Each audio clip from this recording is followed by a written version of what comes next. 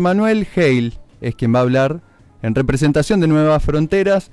Él es terapeuta y también asesor personal. ¿Está bien la presentación así? Está bien, gracias, Leo. Buenas tardes, ¿cómo estás, Manuel? ¿Todo bien? Buenas tardes, ¿cómo estás? Bueno, ya hablamos otras 2 veces sobre la coherencia, hablamos sobre el uso del lenguaje y quedaba pendiente como tercera parte de esta trilogía, se podría decir, hablar sobre la fuerza interna. ¿Cómo se puede abordar esto de la fuerza interna? Sí, realmente tenemos un problema porque es un tema, además de muy profundo, que tiene muchísimos ejes o puntos de vista de donde se puede entrar.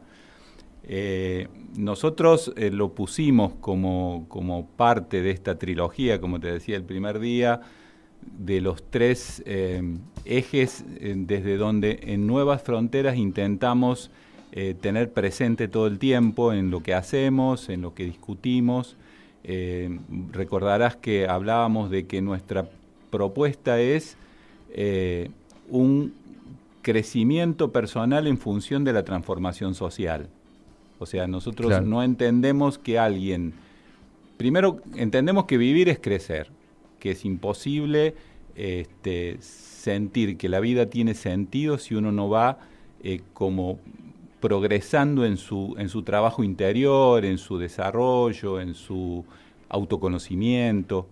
En ese crecimiento personal, la única manera práctica, creemos nosotros, es transformando la realidad exterior, transformando la realidad social que te toca y trabajando con los demás, ¿no? Entonces, en ese ida y vuelta, desarrollamos tareas, desarrollamos talleres, desarrollamos trabajos de reflexión y estos 3 ejes están siempre presentes, ¿no? Bien. Decíamos la coherencia como guía, y la coherencia, si lo pones en los 2 focos, necesariamente tiene que ser una coherencia interior respecto de lo que pienso, digo y siento, y una coherencia exterior como coherencia de conducta, como coherencia de postura, como saltarse sobre lo que me conviene o no me conviene, ¿no?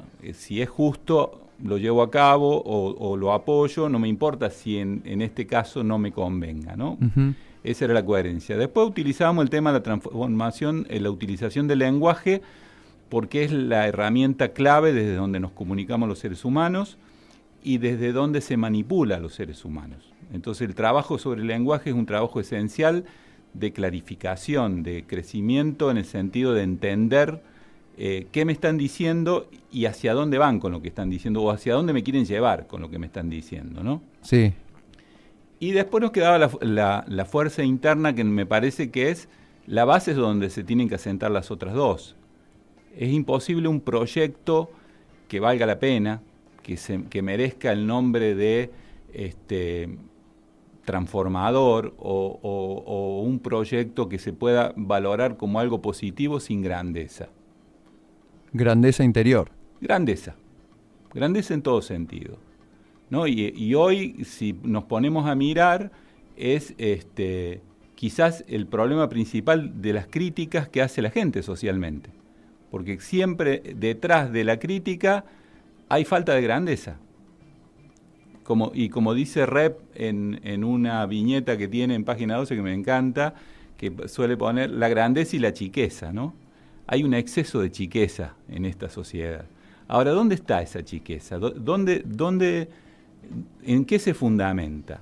Y primero creo que se fundamenta en la manipulación que se hace de las personas, donde han ido perdiendo contacto con su interior, han ido perdiendo contacto con ese objetivo que planteábamos de crecimiento, y han terminado siendo una especie de,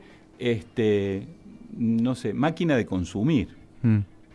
¿Podría decir de que hay un exceso de creernos en la grandeza?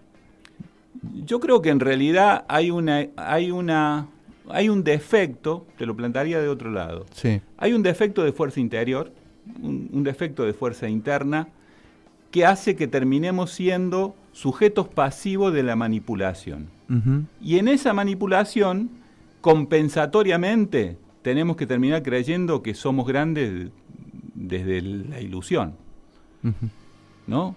qué sé yo, hoy vos escuchás con esto de las redes sociales, y ahí está la manipulación del lenguaje, alguien que hizo un enorme trabajo de estudio, de investigación, de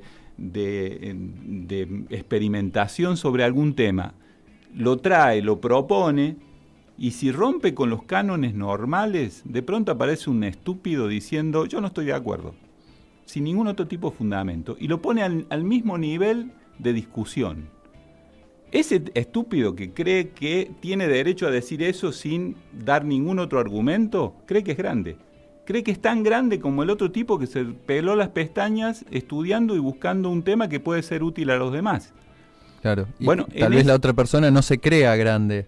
Es casi seguro que si es grande no se la cree. Porque, mirá, esto ya lo dijo Sócrates, ¿no?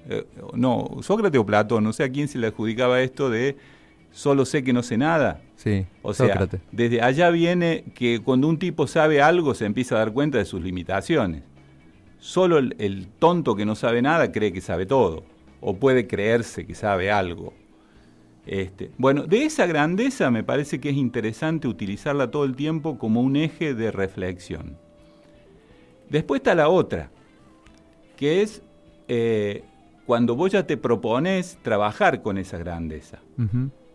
Cuando vos te propones desarrollar esa grandeza.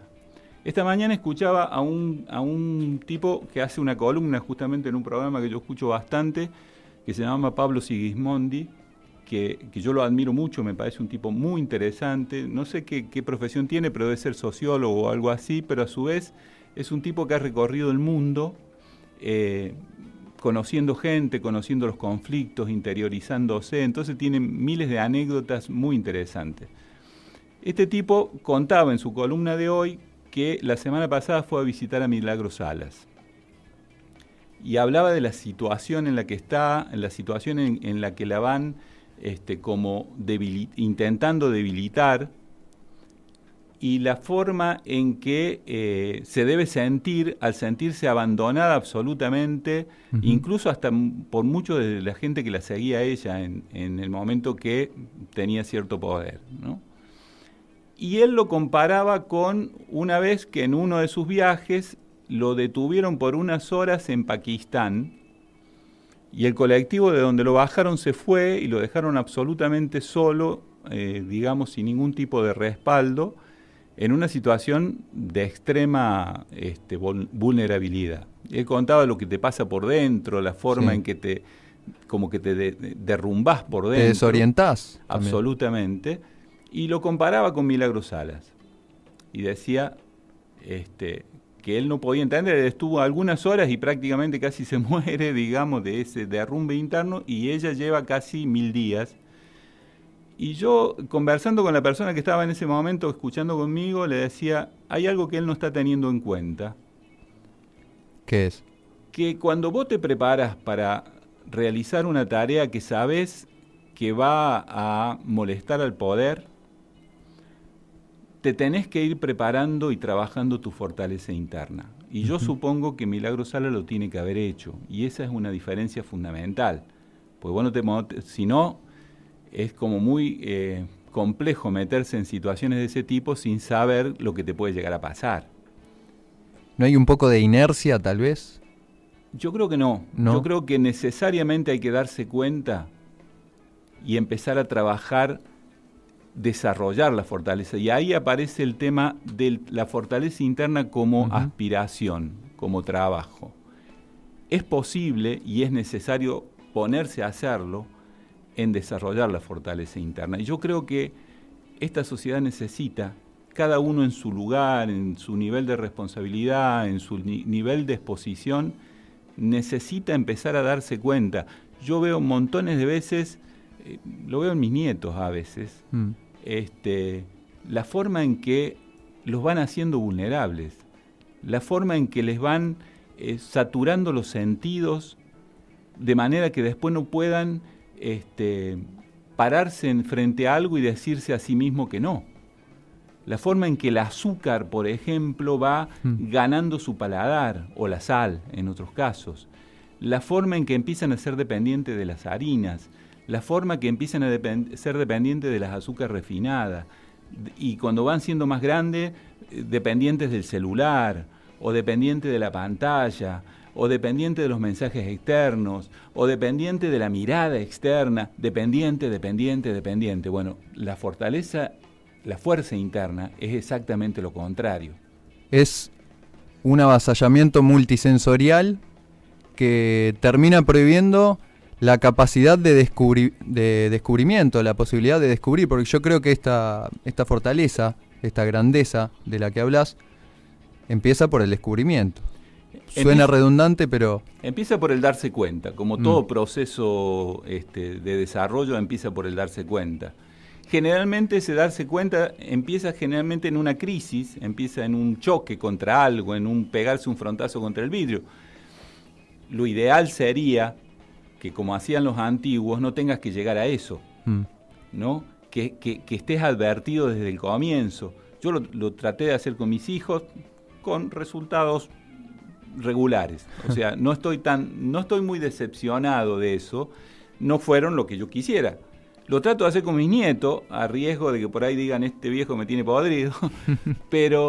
Y lo hago con mi gente cercana, lo hago con mis amigos, lo hacemos fundamentalmente como trabajo sistemático en Nuevas Fronteras.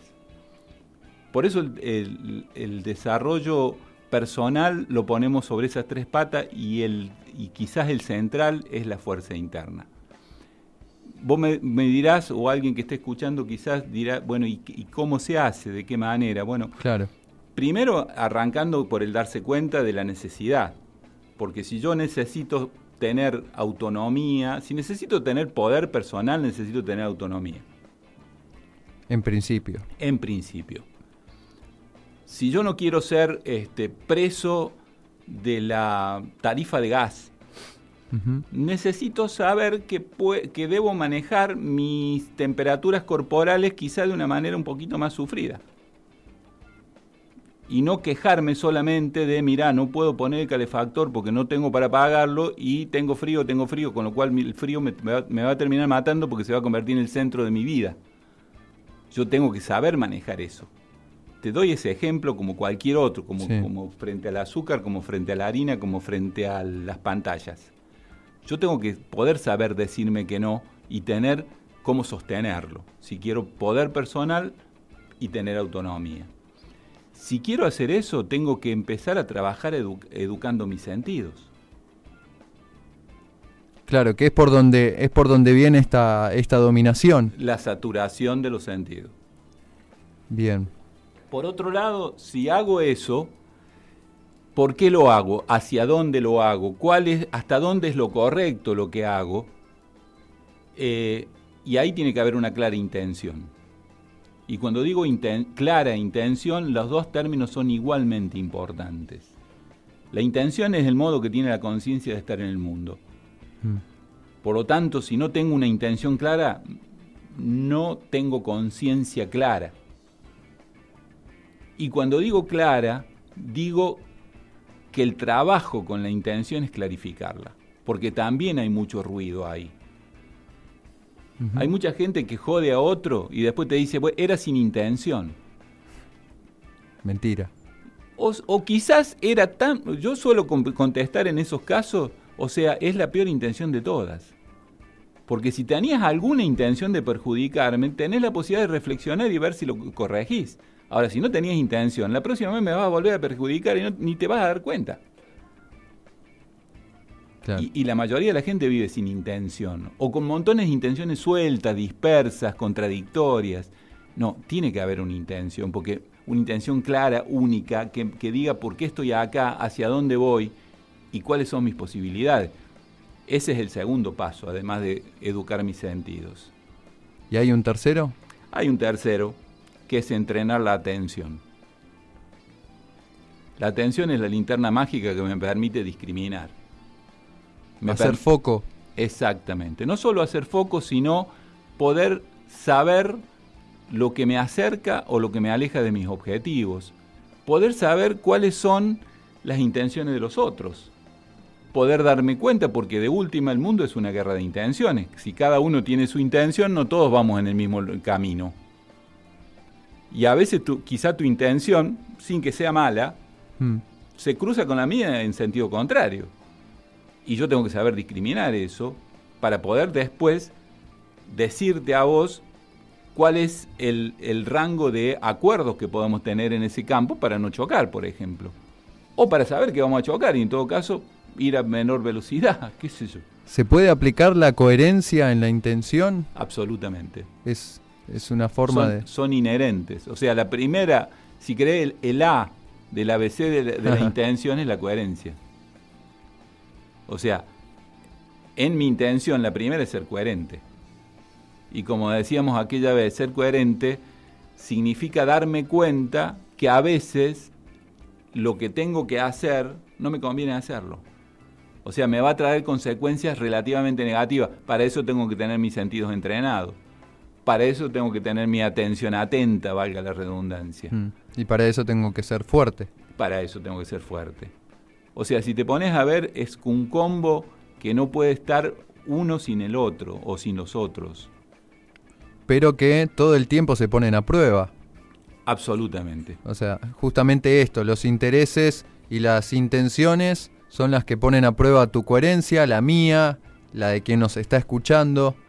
Y es materia de evolución esto. De evolución y de autoconocimiento. A ver, todos salimos hacia el mundo a proyectar modelos internos, que en principio no tenemos idea por qué los tenemos. No tenemos idea si son nuestros. No tenemos idea si realmente corresponden con lo que teníamos que hacer en esta vida. O sea, el primer paso es empezar a conocer esos modelos. Empezar a darme cuenta si son míos o no, o en qué momento los elegí. O sea, ¿quién le dijo a, no sé, a una niña de 12, 13 años hoy que lo que corresponde es que sea de determinada pauta estética? Y que haga todo lo posible por serlo, aunque no lo sea. Incluso atacándose a sí mismo en su propia salud, como pasa, por ejemplo, con la anorexia y esas cosas. Sí, los estereotipos son así de crueles. Exactamente. ¿Quién le dijo que era así, que tenía que ser así? ¿Y qué pasa con el que no lo es? O hace todo por disimularlo a una costa de sí mismo, o en determinado momento se siente excluido. Y es que muchas veces se fomentan estereotipos que nos terminan dejando afuera. Pero lo fomentamos por el simple hecho de, no sé, de entrar en la rueda. Entrar en la manada. ¿Quién nos dijo que tenemos que estar en una manada? ¿Quién nos dijo que si no entramos en la manada somos raros, somos fallados, somos fracasados? ¿Quién dijo que es así? Gran parte de mi trabajo en el consultorio tiene que ver con eso. Porque en general es muy cruel y excesivamente exigente. Y después se asustan porque terminamos en una sociedad violenta, en una sociedad hipócrita, en una sociedad falsa. Pero si en el origen de esos mensajes está toda la violencia. Está la necesidad de ser hipócrita, la necesidad de disimular lo que yo creo que no me van a aceptar. Sí, mostrar lo que no sos para después terminar rodeándote de gente que no te interesa. Exactamente. Entonces el trabajo para ir redondeando, seguramente vamos a volver muchas veces sobre esto, porque como te decía, están en el fondo de todo nuestro trabajo. El trabajo básico sería hacerme más sabio. Y más sabio empieza por empezar a conocer mis modelos ocultos, clarificarlos y reelegirlos y ver si realmente son míos o no, y a partir de ahí mejorarlos. ¿Qué sería esto? Básicamente despertar. O sea, salir de la ilusión. Gurdjieff decía, el hombre vive dormido soñando que está despierto. Y ese sueño es la ilusión que te crean y que últimamente, con el avance de la tecnología, el poder ha aprendido a manipular. Y eso es terriblemente peligroso, porque está poniendo a la humanidad en peligro. Ya no es solo un tema de una sociedad mejor, más distributiva, más inclusiva. yo creo que nos está poniendo en peligro como humanidad. Claro. Porque estamos jugando con cosas, como decía Serrat, que no tienen remedio, no tienen repuesto. Están jugando con el medio ambiente, con el agua, con la tierra, con el aire, con los alimentos, con la salud. Y de eso ya no hay vuelta atrás. No hay vuelta atrás. Hay gente que estuvo de acuerdo que está de acuerdo que se mueran mujeres, simplemente por una cuestión de salud pública, por no acoger el tema del aborto. Este es un tema, digamos, que está muy en el presente. Está de acuerdo que se mueran mujeres y después salen y hacen propaganda diciendo yo estoy por la vida. Es así de absurda la cuestión. Sí, por la vida de quién. Claro. Además, ¿quién te dijo que vos tenés derecho a priorizar una sobre la otra? Y peor, una que es potencialmente una vida sobre otra que ya es una vida. Bien. Sí. No, y bueno, la divinidad que, o sea, se lo pone en un plano divino a las convenciones sociales como la Constitución y todas estas cuestiones que en algún momento se crearon justamente por seres humanos, pero entran en un plano parece inalcanzable, como intocable. Exacto. Y terminan siendo, justificando todas estas atrocidades que se escuchan ni más ni menos que en el Senado. Y para conectarla con el tema, Sí. ¿quién necesita elevar la divinidad a un plano de fanatismo? La persona que no tiene fortaleza interna. Porque una manera real, genuina, de conectar con la divinidad es estar fuerte, porque Dios está adentro. Lo demás son imágenes. Me quedo con eso último. ¿Hay algún tema para la próxima ya definido? ¿Algo? Sí, vamos a hablar de modelos de sociedad.